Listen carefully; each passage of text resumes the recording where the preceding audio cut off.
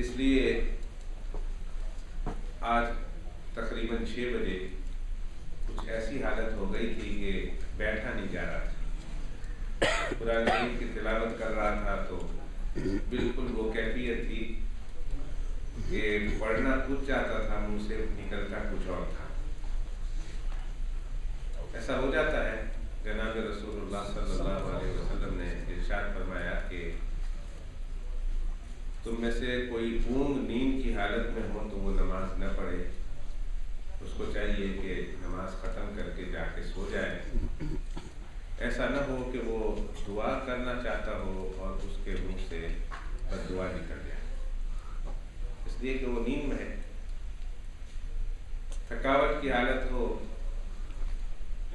تو پھر بدن کو آرام پہنچانے کی غرض سے سو جانا بھی عبادت ہے. اور رمضان میں تو روزے دار کا سو جانا بھی اللہ سبحانہ و تعالیٰ عبادت کا ثواب دیتے ہیں. حضرت صلی اللہ علیہ وسلم کے زمانے میں تہجد کے وقت امن کا زمانہ تھا, بہت سکون کا زمانہ تھا. کوئی ایسی بات نہیں تھی کہ جس میں فتنے وغیرہ کا کوئی خطرہ ہو. تو عورتیں بھی مسجد میں اعتکاف کیا کرتی تھی اور تہجد کے لیے بھی عورتیں مسجد میں آ کر تہجد ادا کیا کرتی تھی. بہت سکون تھا, بہت امن تھا. تو جب اللہ کے پیغمبر علیہ الصلوۃ والسلام مسجد میں گشت فرما رہے ہیں, چکر لگا رہے ہیں, تو کیا دیکھا کہ ایک ستون کے ساتھ رسی بندھی ہوئی. تو اللہ کے پیغمبر علیہ الصلوۃ والسلام نے پوچھا یہ رسی کس کی ہے, کس نے رسی باندھی ہے, رسی ہے کس کی؟ تو بتایا گیا کہ یا رسول اللہ صلی اللہ علیہ وسلم یہ آپ کی زوجہ محترمہ حضرت زینب کی ہے, اور بڑی عبادت گزار خاتون تھی, بہت زیادہ عبادت کرنے والی. تو اللہ کے پیغمبر علیہ السلام فرمایا انہوں نے کیوں باندھی؟ تو بتایا گیا کہ جب وہ تھک جاتی ہیں, پہلے عبادت کرتی ہیں, نماز پڑھتی ہیں بغیر سہارے کے, بغیر کسی رسی کے, اور جب تھک جاتی ہیں تو پھر رسی سے اپنے آپ کو باندھ لیتی ہے کہ گر نہ جائے, اور پھر کھڑے ہو کر عبادت کرتی ہے, باندھ لیتی ہے اپنے آپ. اللہ کے پیغمبر علیہ السلام فرمایا خلو, اس کو کھول دو, رسی کو کھول دو اور اتار دو, اور پھر زینب سے پیغام پہنچا دو, کہہ دو, کہلوا دو کہ ایک انسان اس وقت تک اپنے رب کی عبادت کرے جب اس کی طبیعت میں نشاط ہو. جب تک فرحت ہو, طبیعت میں نشاط ہو, طبیعت درست ہو, عبادت کرنے کے ذوق و شوق اور جذبہ کے ساتھ فزیکلی اینڈ مینٹلی آدمی بالکل تیار ہو. اگر انسان تھک جاتا ہے, بدن تھک جاتا ہے, تو پھر جائے اور جا کر سو جائے. اور یہ سونا کہ میں واپس دوبارہ جا کر اللہ کی عبادت میں مشغول ہو جاؤں گا, یہ سونا بھی اللہ رب العزت کے یہاں عبادت ہی میں شمار ہوتا ہے. تو میں نے جب دیکھا کہ حالت یہ ہے کہ پڑھتا کچھ ہوں, پڑھا کچھ جاتا ہے, تو میں نے کہا جا کے تھوڑی دیر لیٹ جاتا ہوں. تراویح بھی پڑھنی ہے, افطاری بھی کرنی ہے. افطاری سے قبل خواتین کے لیے پروگرام بھی ہوتا ہے 20 منٹ کا, جو اسپیکر پر وہ سنتے ہیں اپنے گھروں میں. پھر دعا ہوتی ہے, پھر تراویح, اور تراویح کے بعد مسئلے مسائل. اور آج رات خصوصیت کے ساتھ کچھ کام بھی کرنا ہے مسجد میں, جو جماعت والوں کے لیے کچن تیار کرنا ہے. بتی نہیں ہے, بجلی نہیں ہے, دروازہ نہیں لگا ہوا ہے, روف خراب ہے. تو یہ سب کام 2 دن کے اندر اندر تیار کرنا ہے تاکہ جماعت آئے. جب میں یہاں بیٹھنے لگا ہوں تو ہمارے وسیم صاحب اور نوید صاحب مجھے بتانے لگے مولوی صاحب آج خیر ہوئے, روز کھڑے ہوتے ہیں تو گھنٹہ لگاتے ہیں, آج تو بیٹھ گئے ہو, آج تو خیر ہی ہو, تو کھڑے ہو جاؤ واپس. مجھ کی اشارہ کر رہا تھا کھڑے ہو کر بیان کرو تاکہ آپ جلدی بیان ختم کر دیں. تو میں جا کے سو گیا. بہرحال میں یہ بتانا چاہتا تھا میں جا کے سو گیا. سویا تو میں نے کیا دیکھ رہا ہوں, خواب دیکھا میں نے. خواب میں کیا دیکھ رہا ہوں کہ خواب میں رمضان المبارک ہے اور عصر کی نماز کا وقت ہے. خواب میں دیکھ رہا ہوں, تصور یہ ہے کہ رمضان المبارک ہے اور رمضان المبارک کے بعد روزہ رکھا ہوا ہے ساتھیوں نے, میں نے, اور عصر کی نماز ہو چکی ہے اور نیچے کی مسجد کا حال ہے اور میں مسئلے مسائل بیان کر رہا ہوں, تقریر کر رہا ہوں. اور اس میری تقریر کی مجلس میں پاکستان میں ابھی موجود, اب بھی گزرے ہیں, ان کا انتقال ہوا, زیادہ عرصہ نہیں ہوا, بہت بڑے ولی اللہ, فقیہ العصر, فقیہ کامل, اپنے وقت کے بہت بڑے عالم بعمل اور جہاد افغانستان کے سرپرست اور بہت بڑے روحانی شخصیت حضرت اقدس حضرت مولانا مفتی رشید احمد صاحب لدھیانوی نور اللہ مرقدہ و برۃ مسجدہ بھی مسجد میں ہیں اور میری تقریر سن رہے ہیں. یہ میں سوچ رہا ہوں, دیکھا میں نے حضرت کو سامنے دیکھا اپنے, اور حضرت میں تقریر کر رہا ہوں اور حضرت بہت پر نور چہرہ, ابھی ان کا انتقال ہوا, بہت بڑی شخصیت ہے, بہت بڑی شخصیت ہے, بڑی دین کی خدمت کی انہوں نے, بڑی خدمت کی, کتابیں بھی بڑی لکھے, مواعظ حسنہ بھی ان کے بہت زیادہ, اور پھر بلا شک و شبہ ان کے قلم سے دسیوں ہزار, اگر میں یہ ایگزیجریٹ نہ کر رہا ہوں, کم سے کم تعداد بتا رہا ہوں, 20-30 ہزار فتاوے ان کے قلم سے دنیا میں شائع ہوئے. یہ تو صرف فتوے کے متعلق ہے, اور ہزاروں ان کے شاگرد, ہزاروں ان کے مرید, اور ایک ایک شاگرد پوری دنیا پر بھاری ہے. ابھی جو پاکستان کے بہت بڑی شخصیت ہے, شیخ الاسلام, شیخ الحدیث, سابق چیف جسٹس حضرت مولانا مفتی تقی عثمانی صاحب اور ان کے بڑے بھائی حضرت مولانا رفیع عثمانی صاحب, یہ ان کے شاگرد ہیں, یہ ان کے استاد تھے. میں ان کو دیکھ رہا ہوں کہ عصر کے بعد کے بیان میں کر رہا ہوں اور وہ حضرت وہاں موجود ہیں. تو میرے لیے تو اللہ سبحانہ و تعالیٰ کی طرف سے اس میں بہت اچھی بشارت ہے. اللہ تعالیٰ مجھے اس کا مصداق بنا دے. ایک تو رشید احمد, لفظ رشید احمد پر غور کریں آپ, اور مفتی اعظم مولانا رشید احمد صاحب کا میرے بیان میں ہونا, اور پھر میں جو بات کہہ رہا ہوں اور جو بات میں تقریر کر رہا ہوں, میں دیکھ رہا ہوں کہ حضرت جو ہے وہ سر ہلا کر میرے اس قول کی اور میرے اس بیان کی تصدیق کر رہے ہیں. تو مجھے بڑی خوشی ہوئی, جب میں جاگا تو مجھے بڑی خوشی ہوئی کہ الحمدللہ ثم الحمدللہ, اللہ سبحانہ و تعالیٰ کی طرف سے مجھے آج روزہ کی حالت میں, پہلے جمعہ کے موقع پر, عصر کے وقت میں, خواب میں رمضان کی حالت, خواب میں رمضان کی حالت, عصر کے بعد خواب میں رمضان, مسجد میں, اور مسئلہ بیان کرتے ہوئے رشید احمد صاحب کا خواب میں ہونا, میں سمجھتا ہوں میرے لیے اللہ کی طرف سے ایک بہت بڑا انعام ہے, ایک بہت بڑا تحفہ ہے جو مجھے اللہ سبحانہ و تعالیٰ نے خواب میں نصیب فرمایا.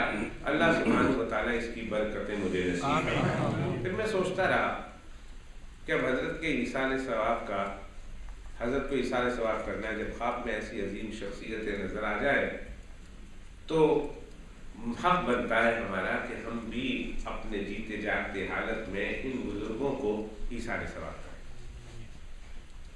جب ہم جاگے ہوں تو ہمارا حق بنتا ہے کہ ہم ان کے لیے ایصال ثواب کریں, کچھ پڑھ کے ان کو بخشیں, ان کی روحوں کو بخشیں, کوئی ایسے کام کریں کہ جس کام سے آخرت میں ان کے روحوں کو تسکین ہو اور جنت میں ان کے درجے بلند ہو. تو میں سوچتا رہا میں کیا کروں, تو میرے ذہن میں ایک بات آئی مغرب کی نماز کے بعد کہ حضرت کے فتاوی کی کتاب ہے احسن الفتاوی, کئی جلدوں میں ہے, کئی جلد ہے اور ابھی چھپ رہی ہے, ایک ایک جلد 500-600 صفحات کی ہے, اور کئی والیوم چھپ چکے ہیں اور کئی باقی ہے جو آہستہ آہستہ چھپ رہے ہیں. تو اس میں کتاب الصوم, فقہ کی کتاب ہے, مسئلے مسائل کی کتاب ہے، سوال و جواب کی کتاب ہے، اس میں کتاب الصوم، رمضان کا مہینہ چل رہا ہے، تو رمضان کے مسئلے مسائل کے حوالے سے میں نے کہا کہ کچھ ان کی کتابوں سے مسئلے آج آپ کے سامنے پیش کروں، اور تاکہ اس مسئلے کا آپ کو پتہ چلے جو روزے کے حوالے سے ہوں گے، اور کچھ یہ کہ وہ مسئلے معلوم کر کے ثواب ملے گا۔ ایک مسئلہ دین کا معلوم کر لینا، ایک مسئلہ دین کا معلوم کر لینا، چاہے وہ اس دور میں اس مسئلہ قابل عمل ہو کہ نہیں۔ مثلا آج کے دور میں غلام کا مسئلہ، سلیوری کا مسئلہ قابل عمل نہیں ہے، اس لیے کہ دنیا میں سلیوری اب رہی نہیں ہے، لیکن اس کا یہ مطلب نہیں کہ نہیں آئے گی، ہو سکتا ہے واپس آ جائے، ایک زمانہ آ جائے۔ تو اسلام نے غلام اور باندی کا کیا مسئلہ بیان کیا ہے، اگرچہ آج اس کی ضرورت نہیں ہے، لیکن اگر کوئی شخص اس دین کا ایک مسئلہ غلام کے اور باندی کے حوالے سے بھی سیکھ لیتا ہے، اگرچہ اس پر عمل نہیں کرتے اس دور میں یا نہیں کیا جا سکتا، تو حدیث شریف میں آتا ہے کہ اس ایک مسئلہ کے معلوم کرنے کے نتیجے میں اللہ سبحانہ و تعالیٰ اس کے نامہ اعمال میں 1000 رکعت نفل پڑھنے کا ثواب دیتے ہیں۔ 1000 رکعت نفل، اللہ اکبر۔ دین کا ایک مسئلہ پیش کر دینا اور معلوم کر دینا، چاہے اس پر اس دور میں عمل نہ ہوتا، تو 1000 رکعت نفل کے برابر ہے۔ تو چند مسئلے میں اس کتاب سے پیش کروں گا۔ ایک تو یہ کہ آپ حضرات کو معلوم ہو جائے کہ وہ کیا مسئلے ہیں، اور اس کے نتیجے میں جو ہزاروں رکعت کا مجھے اللہ سبحانہ و تعالیٰ ثواب نصیب کریں گے، آپ کو بھی اور مجھے بھی، تو آپ لوگ تو بے شک اب آپ کی مرضی ہے، لیکن میں اس مسئلے پر حاصل ہونے والے تمام ثواب کو حضرت مفتی رشید احمد صاحب لدھیانوی رحمۃ اللہ علیہ کے اشارے ثواب کرتا ہوں۔ تو میں چند مسئلے کتاب الصوم کے حوالے سے، روزے کے حوالے سے، ان کی کتاب سے پڑھ کر آپ کے سامنے سناتا ہوں۔ بہت ممکن ہے کہ اس میں آپ لوگوں کے لیے بھی کوئی رہنمائی ہو، آپ لوگوں کے لیے بھی کوئی درس ہو، کوئی سبق ہو، اور اللہ تعالیٰ اس میں سے جو ثواب عطا فرمائے، ان تمام کا ثواب حضرت مفتی رشید احمد صاحب کی روح کے لیے ایثار ثواب ہوگا انشاءاللہ تعالیٰ۔ تو مسئلہ سن لیجئے۔ مسئلہ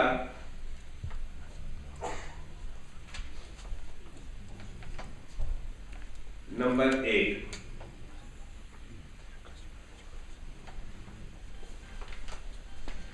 سوال ایک شخص ہے جو دائم المرض ہے، یعنی ایسی بیماری ہے کہ وہ اس کی بیماری پرمیننٹ ہے، وہ ختم نہیں ہونے والی ہے، صحت کی کوئی امید نہیں۔ اب یہ کہ واپس صحت ہو جائے، رہنے دے، سونے دے، بیمار ہے، ان کو بھی ثواب مل رہا ہے، ہمیں بھی مل رہا ہے، ان کی کھڑکھڑ کا ہم کو ثواب ملے گا انشاءاللہ، اور ان کو سونے کا ثواب۔ بیمار ہیں بیچارے، اللہ تعالیٰ ان کو شفا عطا فرمائے۔ تو صحت کی کوئی امید نہیں، تو اب یہ شخص روزہ کے دنوں میں روزہ نہیں رکھے گا اور فدیہ دے دے گا، تو فدیہ دینا اس کے لیے جائز ہوگا کہ نہیں؟ تو حضرت فرماتے ہیں، اس کا جواب دیتے ہوئے فرماتے ہیں کہ یہ شخص شیخ فانی کی طرح فدیہ دے گا، یعنی وہ بوڑھا جو انتہائی بڑھاپے میں ہے اور وہ قبر کی طرف خرامہ آہستہ آہستہ سفر کر رہا ہے، اور اتنا ضعیف ہے کہ اب دوبارہ اس شخص کے واپس آنے کی، صحت مند ہونے کی کوئی امید نہیں۔ تو ایسے لوگوں کے بارے میں اللہ سبحانہ و تعالیٰ قرآن مجید میں فرماتے ہیں کہ رمضان المبارک کے دنوں میں یہ لوگ روزے کے بدلے فدیہ ادا کریں گے۔ تو حضرت مفتی صاحب سے سوال پوچھا گیا، تو کیا اس بوڑھے کی طرح اگر یہ شخص بھی جو ہے تو صحت مند ہے، مرنے والا نہیں ہے، لیکن ایسی بیماری میں ہے کہ وہ کبھی روزہ نہیں رکھ سکتا اور صحت بھی اسے نہیں ہو سکتی، تو کیا ایسا شخص فدیہ دے گا تو چلے گا؟ تو حضرت جواب دیتے ہیں کہ ایسا شخص کے لیے فدیہ دینے سے فدیہ چل جائے گا، اور ایسے شخص اللہ کے یہاں معذور ہوگا اور اس کا فدیہ اللہ کے یہاں قابل قبول ہوگا۔ اس سے یہ مسئلہ معلوم ہوا کہ جو شخص ایسی بیماری میں ہے کہ وہ بیماری آگے چل کر اچھی ہو جائے گی، مثلا ایک عورت ہے اپنے بچے کو دودھ پلا رہی ہے، ایک عورت ہے امید سے ہے ماں بننے والی ہے، تو اب ظاہر ہے کہ اس وقت اگر روزہ رکھیں گے تو اس پر اس کے بچے پر فرق پڑتا ہے، روزہ رکھیں گے تو اس کے بچے کے دودھ میں کمی آ جاتی ہے، تو ظاہر ہے رمضان المبارک کا مبارک مہینہ آ گیا تو شریعت مطہرہ یہ کہتی ہے کہ آپ کو اجازت ہے بے شک روزہ نہ رکھو، لیکن یہ چند مہینوں کے بعد اور چند سالوں کے بعد پھر اس کی یہ حالت نہیں رہے گی، تو جب اچھی ہو جائے گی اور جب اس سچویشن سے نکل جائے گی تو پھر اس شخص کو، اس عورت کو تو روزہ رکھنا ہی پڑے گا۔ جیسے آج کوئی بخار میں ہے، کوئی ٹی بی میں ہے ابھی اس وقت، تو ایسی صورت میں وہ شخص ظاہر ہے کہ علاج کر رہا ہے اور انشاءاللہ چند دنوں کے بعد، چند مہینوں کے بعد اس شخص کو ٹھیک ہو جانا ہے، تو ایسے شخص فدیہ دینے سے اس کا فدیہ ادا نہیں ہوگا، بلکہ اچھے دنوں میں، صحت کے دنوں میں اسے روزہ رکھنا پڑے گا۔ ہاں کوئی ایسا شخص ہو کہ بالکل ختم شد کہ اب اس کے واپس اچھے ہونے کی امید نہیں، تو پھر یہ شخص فدیہ دے گا تو اس شخص کا فدیہ قابل قبول ہوگا۔ یہ ایک سوال تھا جو اس کا جواب آپ کو دیا ہے۔ نمبر 2، دوسرا سوال، کان میں پانی جانے سے روزہ ٹوٹ جاتا ہے یعنی؟ یہ سوال حضرت مفتی صاحب سے پوچھا گیا کہ کان میں غسل کرتے وقت بعض لوگ سوئمنگ کرتے ہیں، تو سوئمنگ کرتے ہیں تو کان میں پانی چلا جاتا ہے، غسل کرتے ہیں تو پانی چلا جاتا ہے، تو روزے کی حالت میں اگر کان میں پانی چلا گیا تو کیا ہوگا؟ یہ مفتی صاحب سے پوچھا گیا، تو اس کا جواب دیتے ہوئے فرماتے ہیں کہ کان میں پانی جانے سے روزہ نہیں ٹوٹتا۔ اگر کان میں پانی چلا گیا تو اس سے روزہ نہیں ٹوٹتا ہے۔ ہاں جان بوجھ کر اگر کوئی ڈالے، ایک تو ہے پانی چلا جانا، تو پانی چلے جانے سے آپ وضو کر رہے ہیں، غسل کر رہے ہیں، ہاتھ میں آپ کا شاور ہے اور ایسے ایسے پھراتے کان کے اندر چلا گیا، صابن سے کان دھویا اور پھر کان دھو رہے ہیں اور پانی اندر چلا گیا، تو ایک تو یہ ہے کہ پانی چلا جانا اور ایک ہے پانی خود داخل کرنا آمدن۔ تو کہا آمدن ڈالنے سے روزہ ٹوٹتا ہے یا نہیں ٹوٹتا؟ اس میں حضرات فقہاء کرام کا اختلاف ہے۔ زیادہ صحیح یہ ہے کہ اس سے روزہ نہیں ٹوٹتا، زیادہ صحیح ہے کہ کان میں اگر پانی ڈال بھی دے تو روزہ نہیں ٹوٹتا ہے۔ ہاں البتہ تیل یا دوا ڈالنے سے روزہ ٹوٹ جاتا ہے۔ یہ سمجھ لیجیے کہ کان میں اگر درد ہو رہا کسی انسان کو اور اس نے کان میں دوائی ڈالی یا کان میں تیل ڈالا تو بالاتفاق مفسد ہے۔ فرماتے ہیں کہ اب اس میں کسی کا اختلاف نہیں، جمہور امت کے نزدیک اس سے روزہ ٹوٹ جاتا ہے۔ تو کان میں دوا ڈالیں یا کان میں تیل ڈالیں اور روزہ کی حالت میں نہیں ڈال سکتے، پانی ڈال دیں، دھوتے سے جان جو ہے وہ شاور سے بھی کر رہے ہیں تو یہ جان بوجھ کر ہوا، یا آپ نے سوئمنگ کی یا منہ دھو رہے تھے اور پانی چلا گیا تو اس سے روزہ نہیں ٹوٹتا ہے۔ یہ دوسرا سوال تھا جو حضرت مفتی صاحب نے جواب دیا ہے۔ تیسرا مسئلہ، انجیکشن سے روزہ ٹوٹتا ہے، یہ بھی مجھے کل پرسوں کسی نے پوچھا ہے کہ انجیکشن سے روزہ ٹوٹتا ہے یا نہیں۔ اس کا جواب حضرت مفتی صاحب دیتے ہیں کہ روزہ ہر اس چیز سے ٹوٹ جاتا ہے جو کسی منفذ کے ذریعہ معدہ یا دماغ میں پہنچ جائے، یعنی کوئی ایسی دوا جو سیدھی پیٹ میں یا دماغ میں ڈالے اور سیدھی چلی جائے تو اس سے روزہ ٹوٹ جاتا ہے۔ انجیکشن کے ذریعہ سے چونکہ دوا پٹھوں کے ذریعہ، رگوں کے ذریعہ اور مسامات کے ذریعہ سے جاتی ہے، اس لیے اس سے روزہ نہیں ٹوٹتا ہے۔ تو انجیکشن اگر کوئی شخص بازوؤں پر لیتا ہے، ران پر لے لیتا ہے، کسی ایسی جگہ پر لیتا ہے کہ جو سیدھے پیٹ میں، یعنی براہ راست سیدھے پیٹ میں نہیں جاتی کوئی چیز، براہ راست سیدھے دماغ میں اگر نہیں جاتی بلکہ پٹھوں کے ذریعہ سے، رگوں کے ذریعہ سے، مسامات کے ذریعہ سے وہ دماغ تک یا پیٹ تک جاتی ہے تو اس کے ذریعہ سے وہ نہیں ٹوٹتا ہے۔ ہاں البتہ کوئی ڈائریکٹ اپنے سیدھے معدے میں یا دماغ میں اگر سیدھی دوا چلی جاتی ہے تو اس سے روزہ ٹوٹ جاتا ہے۔ یہ تیسرا مسئلہ تھا جو تیسرا 1000 یعنی 3000 نیکیوں کا ثواب ہم لوگوں، 3000 رکعت کا ثواب ہم لوگوں کو حاصل ہوا۔ جو تیسرا مسئلہ میں نے بیان کیا، اس لیے کہ ہر مسئلہ 1000 رکعت نفل کے اللہ سبحانہ و تعالیٰ لکھتے ہیں۔ تو مبارک ہو، اب تک آپ کو کتنے رکعت کا ثواب مل گیا؟ آپ پڑھ کے تو دکھائیں۔ 20 رکعت میں ٹانگیں آپ کی ڈوب گئی تھی لیکن پڑھنی تو تھی، لیکن یہ 3000 رکعت نفل کا اب تک آپ کو ثواب مل گیا۔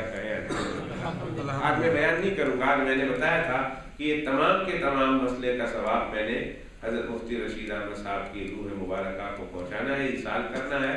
اس کی وجہ بھی میں نے آپ کو بتا دی کہ اللہ سبحانہ و تعالیٰ نے حضرت مفتی صاحب کی خواب میں زیارت کرائی آج عصر کی نماز کے بعد، اور خواب میں بھی روزہ کی حالت میں عصر کی نماز کے بعد، اور مسجد میں ہماری مسجد کے نیچے ہال میں۔ لہٰذا ہم حضرت مفتی صاحب کی ایصال ثواب کے لیے یہ مجلس ہم سجا رہے ہیں، اور آپ حضرات کو بھی ثواب مل رہا۔ مجھے جو ملے گا وہ سب حضرت مفتی صاحب کی روح مبارکہ کو، اور جو آپ کو ملے گا آپ ان کو بھی پہنچا دیں، خود رکھ لیں، اپنے والدین کو جس کو پہنچائیں، آپ کی مرضی۔ نمبر 4، چوتھا مسئلہ 4000 رکعت کا ثواب۔ وہ who wants to be a millionaire؟ who wants to be a millionaire؟ وہ کون سا ہوتا ہے؟ وہ کیا نام ہوتا ہے اس کا جو بولتا ہے؟ کرس ٹرنٹ۔ اور کون بنے گا کروڑ پتی؟ شاہ رخ خان ہوتا ہے نا پاکستان میں بھی ہے، کون بنے گا کروڑ پتی، تو کہتے ہیں شاہ رخ خان اس کا ہوسٹ ہوتا ہے۔ اب تو وہ چلا گیا، آپ پتہ نہیں کون ہے، نام دوں گا تو آپ کہیں گے کس کا نام لے رہے ہو، چلو چھوڑو۔ یہاں آپ کو میں ملینئر بنا کے رہوں گا انشاءاللہ، آہستہ آہستہ۔ ملینئر نہیں تو آپ کم از کم اس کا کچھ کم تو بن جائے گا جی۔ چوتھا مسئلہ، ایک شخص روزہ رکھنے کے بعد بیمار ہو گیا اور حالت نازک ہو گئی، اگرچہ موت کا خوف نہ تھا، یعنی مرنے کا خطرہ نہ تھا، لیکن حالت اس کی پتلی ہو گئی، روزہ رکھنے کی وجہ سے چکر آیا، گر گیا۔ آج ہی ڈاکٹر صاحب اثر مغرب کی نماز کے بعد مجھے ہمارے ایک مولانا صاحب کے بارے میں یہ کہہ رہے تھے کہ جمعہ غسل کرتے ہوئے ان کو چکر آ گیا اور وہ باتھ روم میں گرنے والے تھے، اور حالت پسینہ پسینہ میں شرابور، اور کچھ سجائی نہیں دیتا تھا، تو انہوں نے بھی روزہ توڑ دیا۔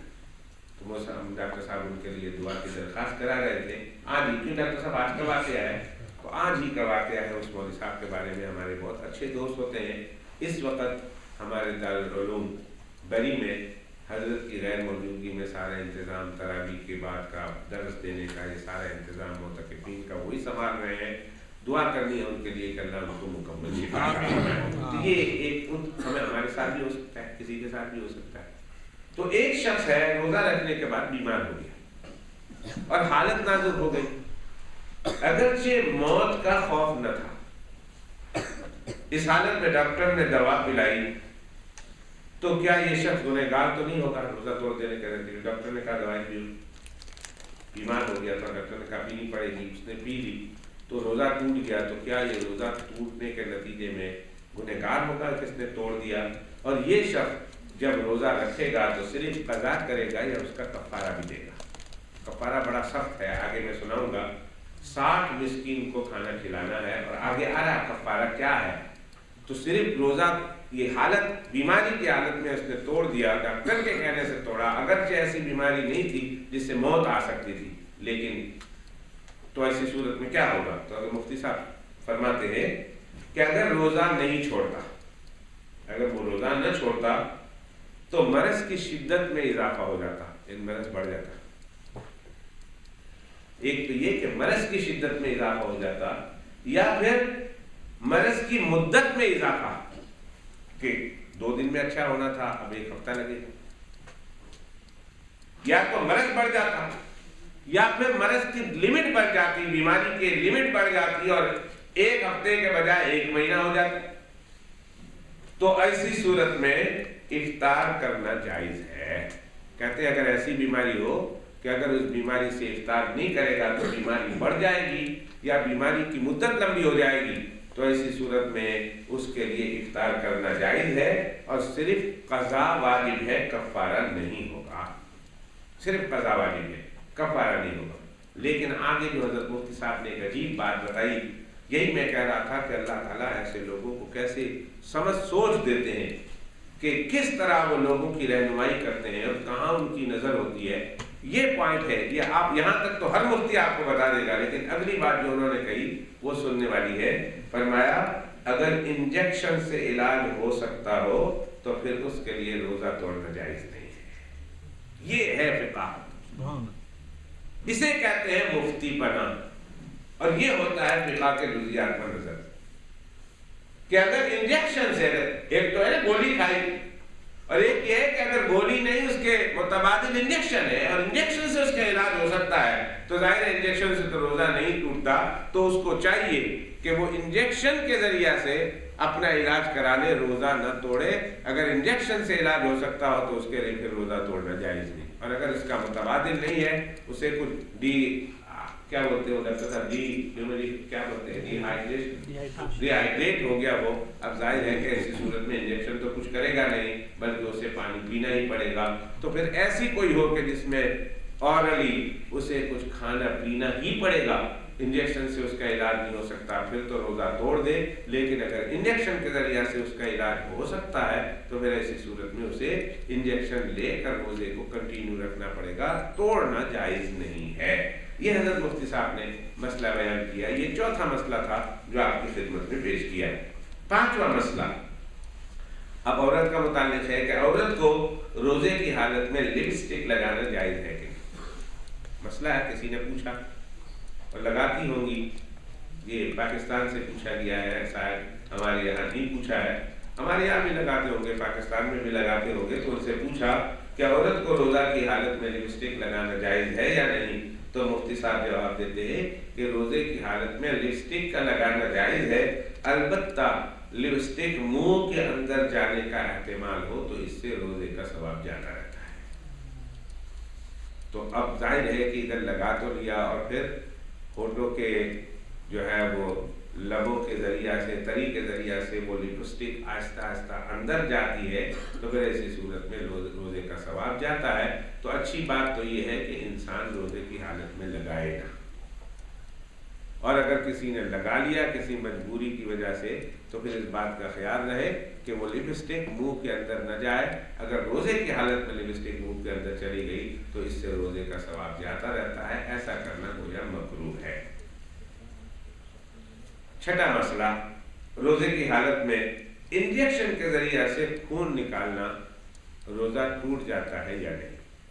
میں مفتی صاحب کے مسائل کو، بڑے دوسرے مسئلے میں چن کے مجھے جو ہمارے لیے اور آپ کے لیے روزمرہ کے سوالات میں سے ہیں، میں وہی سوال آپ کی خدمت میں پیش کرتا ہوں تاکہ جو لوگ بیمار ہیں یا جو لوگ اس مسئلے کے بارے میں زیادہ پوچھنا چاہتے ہیں ان حضرات کے لیے مسئلہ ہے، روزے کی حالت میں خون نکلوانا مفسد صوم ہے کہ نہیں؟ تو اس کا جواب یہ ہے کہ روزے کی حالت میں انجیکشن کے ذریعہ سے خون نکالنے سے روزہ نہیں ٹوٹتا ہے۔ ہاں البتہ اتنا خون نکال لیا کہ روزہ کی طاقت نہ رہے تو پھر اتنا خون نکالنا جائز نہیں ہے۔ یعنی کسی نے بہت زیادہ خون نکال دیا کہ خون نکالنے کے بعد اسے خود چکر آنے شروع ہو گئے، وہ خود گرنے لگ گیا ہے، اب وہ اٹھتا نہیں ہے، نماز اس کی نہیں ہوتی، کمزوری ہو گئی ہے، تو ظاہر ہے کہ یہ ایسی صورت میں اتنا خون نکالنا اور اتنا خون نکلوانا کسی صورت میں جائز نہیں ہے۔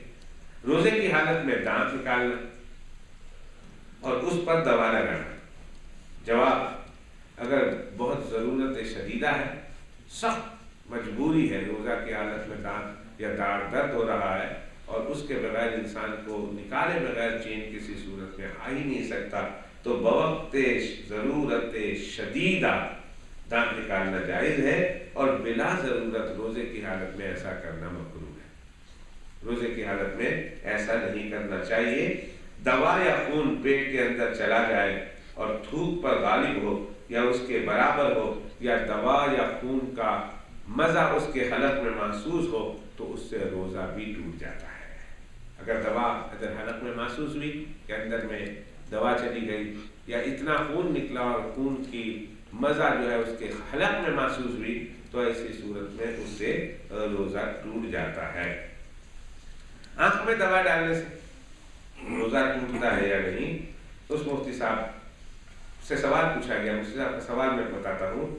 آنکھ میں بہتی ہوئی دوا ڈالنے سے، ایک تو یہ ہے نا کہ ڈرائی دوا ہوتی ہے، ایک ہوتی ہے بہتی ہوئی دوا، لیکوڈ فارم میں جو ہوتی ہے، دوا ڈالنے سے حلق میں دوا کا صاف اثر معلوم ہوتا ہے، تو اس سے روزہ ٹوٹ جاتا ہے یا نہیں؟ تو حضرت مفتی صاحب نے لکھا ہے کہ اس سے روزہ نہیں ٹوٹتا ہے۔ روزے کی حالت میں گویا کان میں تو تیل یا دوائی نہیں ڈال سکتے، البتہ آنکھ میں ڈالیں، چاہے وہ لیکوڈ فارم میں آنکھ میں ڈالیں، حضرت مفتی صاحب فرماتے ہیں اس سے روزہ نہیں ٹوٹتا ہے۔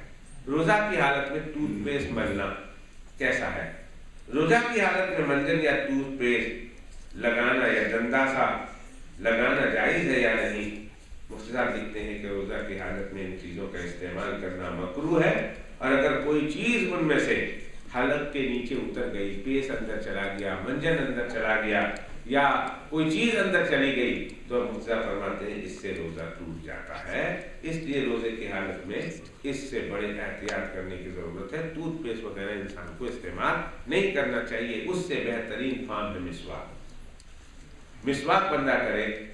मैं आपके लिए मिसवाक का बंदोबस्त करता हूँ। सलमान नीचे जाओ और आप जहाँ बैठे एकदम नीचे एकदम पूछे वो मिसवाक है आपको रोजे की हालत में मिसवाक। और मिसवाक के बारे में अब मेरा सुनिए। तो जब तक मुफ्ती साहब का सुना आपने, मिसवाक के बारे में अब मेरा सुनिए कि मिसवाक नबी पाक सल्लल्लाहु अलैहि वसल्लम की सुन्नत मुबारक है, दायमी सुन्नत मुबारक है। हमेशा अल्लाह के पैगम्बर अलैहिस्सलाम मिसवाक फरमाया करते थे। कोई नमाज अल्लाह के पैगम्बर अलैहिस्सलाम की, कोई वुजू अल्लाह के पैगम्बर अलैहिस्सलाम का बगैर मिसवाक के नहीं। आज हम छोटी छोटी बातों में तो लड़ते हैं। ये सुन्नत एक दफ़ा रसूल पाक सल्लल्लाहु अलैहि वसल्लम ने ऐसा कर दिया, 2 दफ़ा ऐसे कर दिया, तो उसके लिए तो हम लड़ते हैं। लेकिन जो दायमी सुन्नत है अल्लाह के पैगम्बर अलैहिस्सलाम की, उसकी तरफ हमारी तवज्जो नहीं। उलमा लिखते हैं कि मिसवाक के 70 फ़ायदे हैं। मिसवाक करने के 70 फ़ायदे हैं, और उसका सबसे छोटा फ़ायदा ये है, मिसवाक करने का सबसे छोटा फ़ायदा ये है कि जब बंदे का इंतकाल होता है तो अल्लाह उसे कलमा नसीब करता। मिसवाक का सबसे छोटा फ़ायदा, अल्लाहु अकबर, कि अल्लाह इसकी बरकत से मरने वाले को कलमा नसीब करता। और जो जिसका इतना यानी इतनी बड़ी चीज है, इतनी बड़ी चीज, और इसको मिसवाक के सबसे छोटे फायदे में शुमार किया है, तो अंदाजा लगाइए कि मिसवाक का सबसे बड़ा फायदा क्या होगा। सबसे छोटा फायदा मौत के वक्त कलमा का नसीब होना, तो इसका सबसे बड़ा फायदा हदीस में आता है, मतहरतुल लिल फम मर्दातुल लिर्रब, के मिसवाक मुंह को जहां साफ करता है तो मिसवाक करने से अल्लाह ताला की इंसान को रजा और खुशनुदी हासिल होती है। और कुरान मजीद है, वरिदवानुम मिनल्लाहि अकबर, अल्लाह की रजा, अल्लाह की खुशनुदी हर चीज से बढ़कर है, हत्ता के जन्नत से बढ़कर भी अल्लाह की रजा है। जन्नतुल फिरदौस से भी बढ़कर अल्लाह की रजा है। तो जिस अमल से अल्लाह की रजा इंसान को नसीब होती है। और एक बात में आप जो बात मैं बताना चाहता हूँ, मिसवाक के तो बेशुमार फायदे हैं और बेशुमार फायदे हैं, पर जो बात मैं बताना चाहता हूँ वो ये है कि मदीना शरीफ की मिसवाक का फायदा, कि जो बहुत झूठ बोलता हो, कसरत से झूठ बोलने वाला हो, तो उसे मदीना शरीफ की मिसवाक दे दीजिए। अल्लाह सुब्हानहू व तआला ने मदीना शरीफ की मिसवाक में ये तासीर रखी है कि मदीना शरीफ की मिसवाक की बरकत से अल्लाह उसकी झूठ की आदत को उससे दूर कराए। दुनिया की कोई दवा ऐसी नहीं इजाद हुई कि इंसान को झूठ से बचाए। वो तो तकवा है अंदर का, अल्लाह का खौफ है, fear of God, God fearing, तकवा, ये कभी इंसान के अंदर हासिल होता है तो फिर इंसान गुनाह छोड़ देता है। दुनिया में कोई ऐसी दवा इजाद नहीं। हाँ, ये दवा ऐसी मशीनरी इजाद हो गई है जिससे बंदा उगलवा देता है, सच उगलवा देता है। लाइट डिटेक्टर लगाते हैं ना, कहते हैं ये बंदा झूठ बोलता है, ये बंदा सच बोलता है, तो लाइट डिटेक्टर लगाते हैं तो सच उगलवाने की मशीन तो इजाद हुई है, लेकिन झूठ से बचाने की कोई दवा आज तक कोई माई का लाल इजाद न कर सका। लेकिन अल्लाह ताला ने ये शान मदीना मुनव्वरा के खजूर का मिसवाक में बख्शी है। ये लाया है सलमान, अल्लाह इसके लाने को भी कबूल करे। जिसको चाहिए जो हाथ खड़ा करे उसे दे दे। मदीना से नहीं माना तो नहीं, माना तो नहीं, माना तो मैं दूंगा। और भी ले आ और भी ले आओ सलमान, और भी ले आओ। اور یہ لینے والے یہ کہیں کریں گے انشاءاللہ. جلدی سلمان جلدی جلدی لے آؤ. سب کو دیں, سب نے, ایک آدمی بھی ایسا نہیں ہے جس نے ہاتھ نہیں کھڑے کیے. ہمارے یار کو ارشد صاحب کو 2 دینا. تو یہ جو ہے, یہ دنیا میں کوئی ایسی دوا, میں کہہ رہا تھا دنیا میں کوئی ایسی دوا ایجاد نہیں ہوئی کہ جو بندے سے جھوٹ بولنا رکوا دے.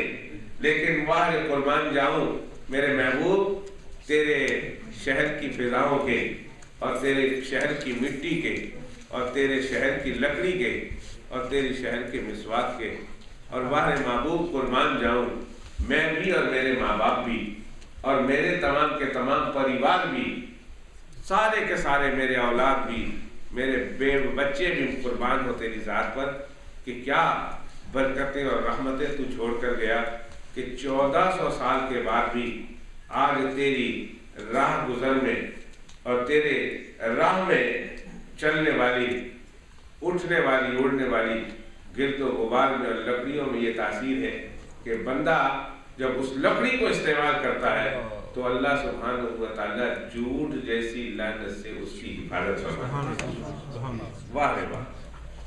درود شریف پڑھ لینا. اللہم صلی علی محمد وعلی آل محمد وبارک وسلم. کتنا بڑا, یہ لے شفیع صاحب لے لیں, سلمان کے ہاتھ سے بھی زیادہ کچھ آپ لے لیں, تو سلمان کو کہے تقسیم کریں.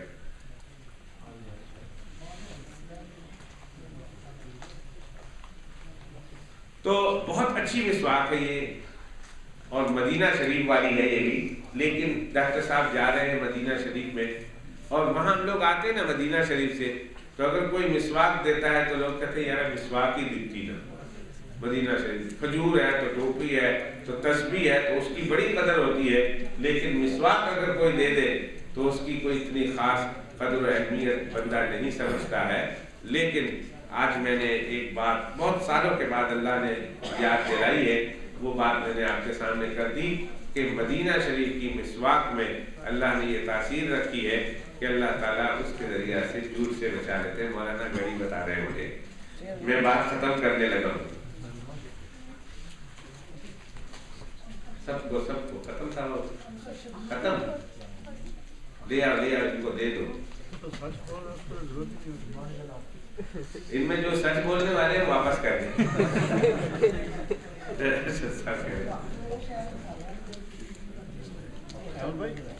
آپ تو سچ بول رہے ہیں, آپ کو ضرورت ہے.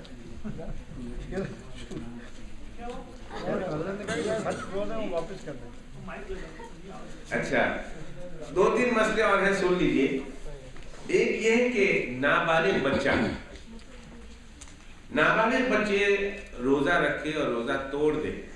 نابالغ کا چھوٹا ہے, 7 سال کا, 6 سال کا, ہمارے گھروں میں بچوں کو رکھواتے ہیں اور وہ روزہ رکھ کر توڑ دیتے ہیں, تو کیا گناہ ملے گا, یا اس بچے کو واپس اس روزے کی قضا کرنی پڑے گی یا نہیں؟ تو نابالغ بچہ روزہ توڑ دے تو اس کی قضا رکھوانا اس بچے سے ضروری نہیں ہے. نماز توڑ دے تو دوبارہ نماز پڑھوانا واجب ہے. نماز کا یہ مسئلہ نہیں, روزے کا مسئلہ ہے. نماز توڑ دے تو نماز دوبارہ اسے پڑھواؤ, روزہ توڑ دے تو روزہ توڑنے کے بعد اس کی قضا رکھوانا نہیں ہے. اور آگے حضرت مفتی صاحب نے لکھا ہے بچہ 7 برس کا ہو تو زبانی کہا جائے نماز کے لیے, اور 10 برس کا ہو تو سختی کے ساتھ اس کی نماز پڑھوائی جائے. سختی کے ساتھ اس کے ساتھ نماز پڑھوائی جائے. حضرت مفتی صاحب نے آگے لکھا ہے روزہ میں الٹی آ گئی. یہ عام کامن مسئلہ ہے, میں نے سارے جو ہے ہائی لائٹ کیے ہیں جو بڑے بڑے کامن مسئلے ہیں ہمارے اور آپ کے لیے, کہ روزے کی حالت میں اگر الٹی آ جائے, وامٹ ہو جائے, تو کہا اگر منہ بھر آئی, اگر منہ بھر کے آئی, ماؤتھ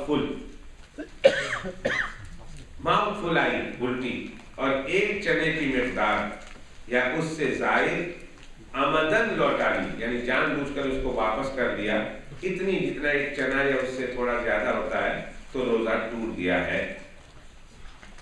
قضا فرض ہے, کفارہ نہیں. اور اگر کسی نے جان بوجھ کر الٹی کی اور وہ الٹی منہ بھر کے آئی تو اس صورت میں روزہ ٹوٹ جاتا ہے۔ اگر خود بخود وامٹ ہوئی اور منہ بھر کے آئی اور اس نے واپس اندر لے لی تو دیکھنا پڑے گا کتنی کوئی لی ہے، اگر چنے یا اس سے زیادہ لے لی ہے تو روزہ ٹوٹ جاتا ہے، اور بہت کم معمولی مقدار میں چلی گئی ہے تو اس سے روزہ نہیں ٹوٹتا۔ اور جان بوجھ کر اگر اس نے وامٹ کی اور فل ماؤتھ فل ہوئی ہے تو چاہے وہ اندر گئی نہ سب باہر آ جائے تو روزہ ٹوٹ جاتا ہے۔ اور اگر منہ بھر کے نہ ہو وامٹ، اگر منہ بھر کے نہ ہو تو اس سے روزہ نہیں ٹوٹتا ہے۔ یہ میں نے حضرت مفتی صاحب کی اس کتاب کے حوالے سے، ان کی ایثار ثواب کے حوالے سے میں نے 8 مسئلے آپ کی خدمت میں پیش کیے ہیں۔ اللہ سبحانہ و تعالیٰ بیان تو اپنا ہوتا رہے گا اپنے وقت پر، اور انشاءاللہ کل بھی ہے، پورا رمضان المبارک بھی ہے۔ میرا جی تھا ایک تو یہ کہ حضرت مفتی صاحب کی روح کو ایثار ثواب ہو جائے، دوسرا یہ کہ آپ حضرات کو مسئلے مسائل کا پتہ ہو جائے، اور تیسری بات یہ کہ یہ بھی معلوم ہو جائے کہ رمضان المبارک میں ہم بھی ایثار ثواب کرتے ہیں۔ لیکن دیکھیں ایثار ثواب کتنا سادہ صورت سے ہوا، کوئی کھانا سامنے نہیں، کوئی فروٹ ہے نہ سوائے پانی کی بوتل کے، وہ بھی سائڈ میں رکھی ہوئی ہے، کوئی فروٹ نہیں ہے، کوئی چاول نہیں ہے، کوئی کھانا نہیں ہے، اور کوئی جو ہے اتنا لمبا چوڑا اہتمام نہیں ہے، لیکن ہم نے نیکی کا کام کیا، اور نیکی کا کام کرنے کے بعد ہم نے ایثار ثواب کیا۔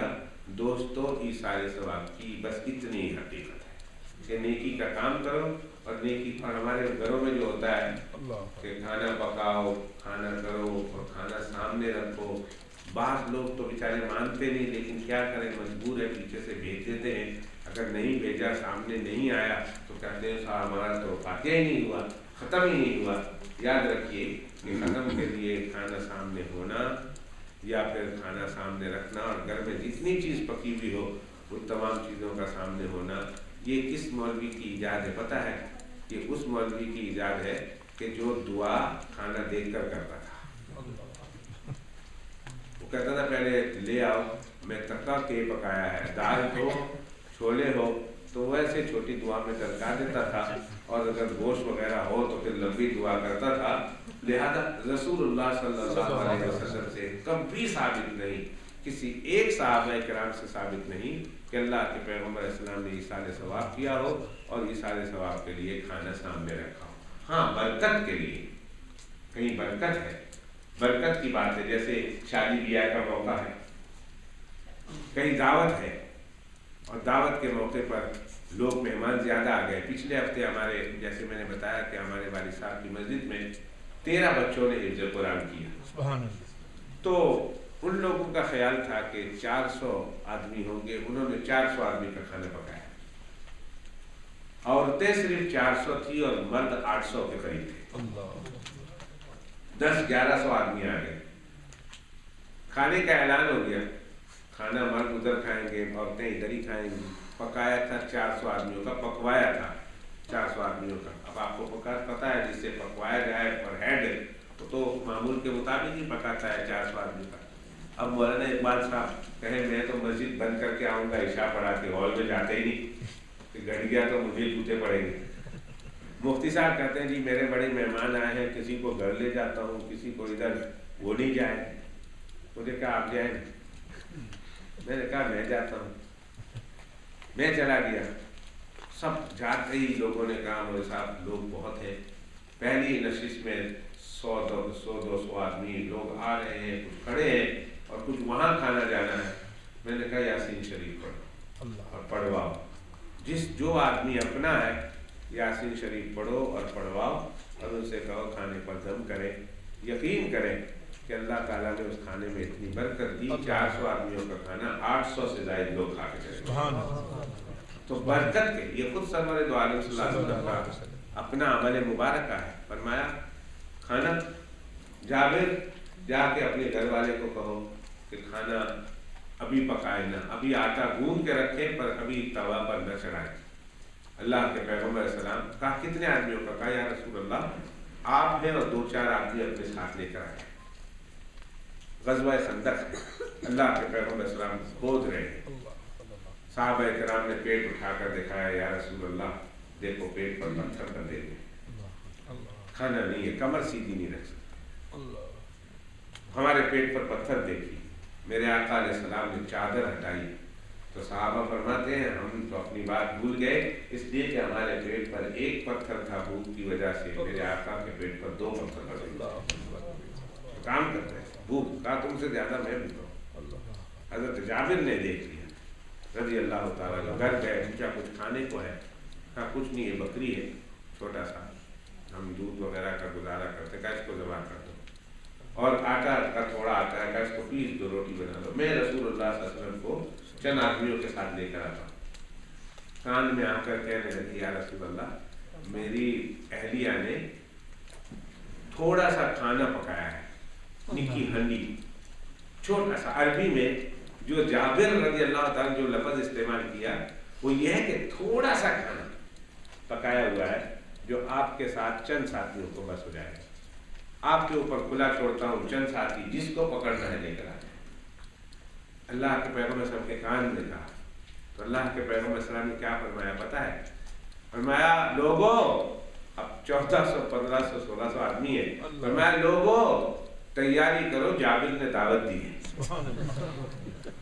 سارے پکایا 10 آدمی کا تھا، 12 آدمی کا تھا، کہا لوگوں جابر کی دعوت ہے، چھوڑو سارا کام، چلو جابر کی دعوت میں چلتے۔ حضرت جابر فرماتے ہیں میں نے تو کچھ نہیں کہا، اگلا جملہ بھاگ کر کر دیا، میں نے کہا ستیہ ناس ہو۔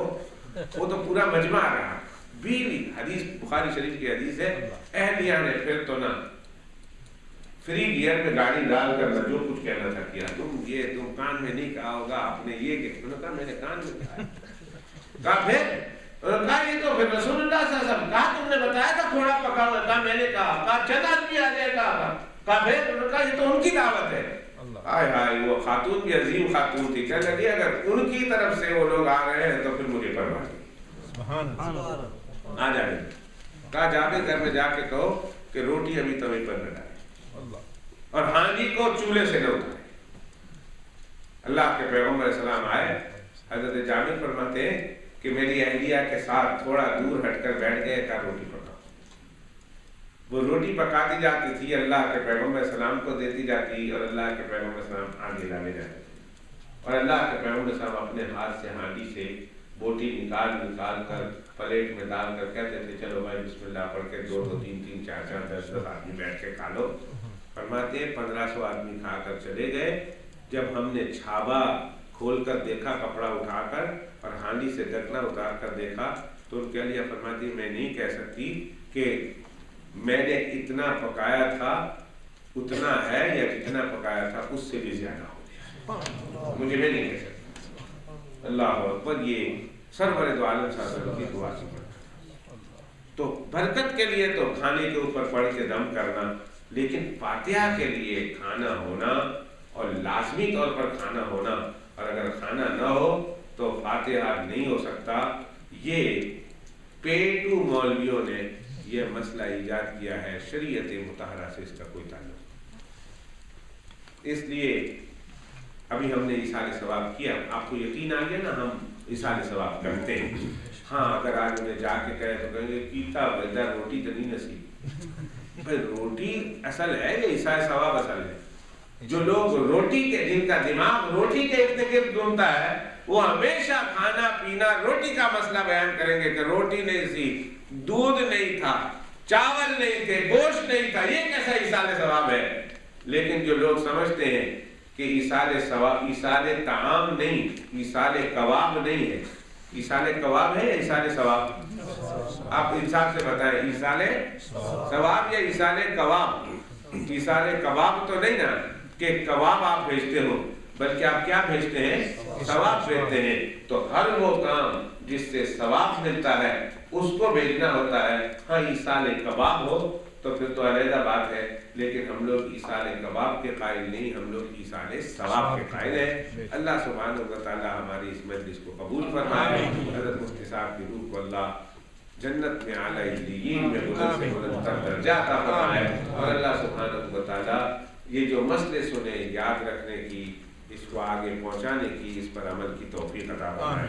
ہمارے وہ بہت سارے دوست احباب جو مسئلے مسائل پوچھنا چاہتے ہیں لیکن اس کا زیادہ تر تعلق میڈیکل کے ساتھ ہے، ڈاکٹریت کے ساتھ ہے، تو میں نے ڈاکٹر صاحب کو تکلیف دی تھی، میں نے کہا تھا کہ رمضان میں ایک ایسی مجلس منعقد کریں گے کہ جس میں آپ کے ذریعہ سے وہ تمام بھائی، وہ تمام دوست احباب جو پوچھنا چاہتے ہیں، میڈیکل سے تعلق ہے، روزہ بھی رکھنا چاہتے ہیں اور ان کا تعلق بیماری کے ساتھ بھی ہے، دواؤں کے ساتھ بھی ہے، کوئی ایسی آلٹرنیٹیو ہو تو ڈاکٹر صاحب چند منٹ ہمیں دیں۔ تو ڈاکٹر صاحب نے وعدہ کیا ہے اور ڈاکٹر صاحب نے ارادہ کیا، وعدہ کیا اور اپنے وعدے کی تکمیل میں آ بیٹھے ہیں۔ جن حضرات نے اس سلسلے میں کوئی مسئلہ پوچھنا ہو خواتین کے حوالے سے یا اپنے حوالے سے اس سلسلے میں، وہ ضرور پوچھیں۔ اللہ سبحانہ و تعالیٰ ہماری اس مجلس کو بھی قبول فرمائے، رمضان کی راتوں میں اس مجلس کو اہتمام کے ساتھ پیش کرنے کی، اور اللہ سبحانہ و تعالیٰ اس کو اپنی پاک بارگاہ میں قبول و مقبول فرمائے۔ ربنا تقبل منا انک انت السمیع العلیم وتب علینا انک انت التواب الرحیم برحمتک یا ارحم الراحمین۔ بیٹھ جائیں گے اور پھر انشاءاللہ تعالیٰ سے مسئلے کے ساتھ ساتھ ڈاکٹر صاحب درود شریف کی محفل ہے، 40 درود شریف ابھی ہم پڑھیں گے جو 10 منٹ سے زیادہ نہیں لگیں گے، اور انشاءاللہ درود پاک کی محفل کے بعد ہم اپنی